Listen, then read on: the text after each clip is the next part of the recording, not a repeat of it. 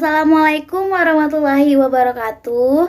Halo guys, ketemu lagi dengan saya Hairunisa Sulistianingsih dari Prodi Hubungan Masyarakat Fakultas Ilmu Komunikasi Universitas Muhammadiyah Riau. Nah, di sini saya akan ngasih tips nih buat kalian yang ingin bisa untuk lancar berbicara di depan umum atau public speaking. Mau tahu caranya kan? Simak terus videonya sampai akhir ya.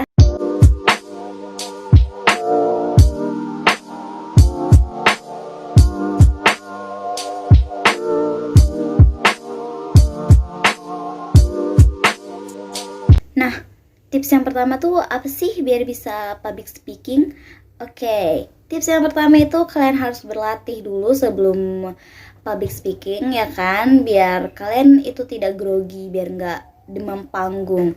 Karena rata-rata di kita semua ini pasti punya namanya fobia speech ya kan, speech phobia kok fobia speech. Oke. Nah, jadi biar kita tidak grogi dan speech phobia itu kita harus berlatih dulu supaya kita lancar, oke? Nah, tips yang kedua itu ada kalian harus tahu siapa orang yang kalian ajak bicara, audiens kalian gitu. Nah, audiens kalian. Jadi kalau misalnya kita tidak tahu siapa audiens kita, pasti kita akan gugup dan kita akan kayak akan canggung gitu ya kan. Oke. Nah itu tips yang kedua. Tips yang ketiga itu kalian harus tahu materi apa yang akan kalian bicarakan di depan umum. Oke, jadi kalau kita tidak punya materi, kita tidak akan tahu apa yang akan kita bicarakan ya kan. Nah, tips yang ketiga itu ada, kalian kalau misalnya kita tuh kalau mau bicara di depan umum, kita pasti sering lupa apa nih lanjutannya, apa nih gitu kan.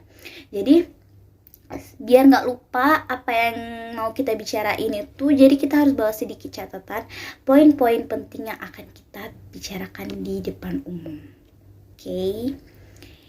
Oke, lanjut tips yang keempat. Nah, tips yang keempat ini kita tuh harus memiliki bahasa tubuh yang jelas.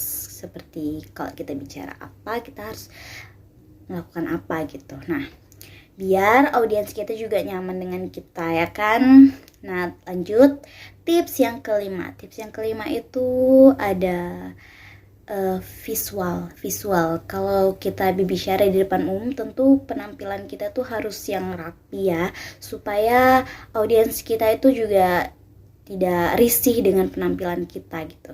Tips selanjutnya ini ada memperhatikan nada dan tempo bicara.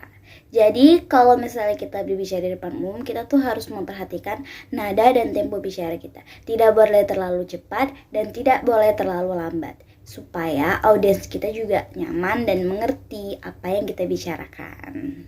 Oke, sepertinya itu saja tips dan trik dari saya. Kurang dan lebihnya saya mohon maaf. Sampai jumpa di konten selanjutnya ya.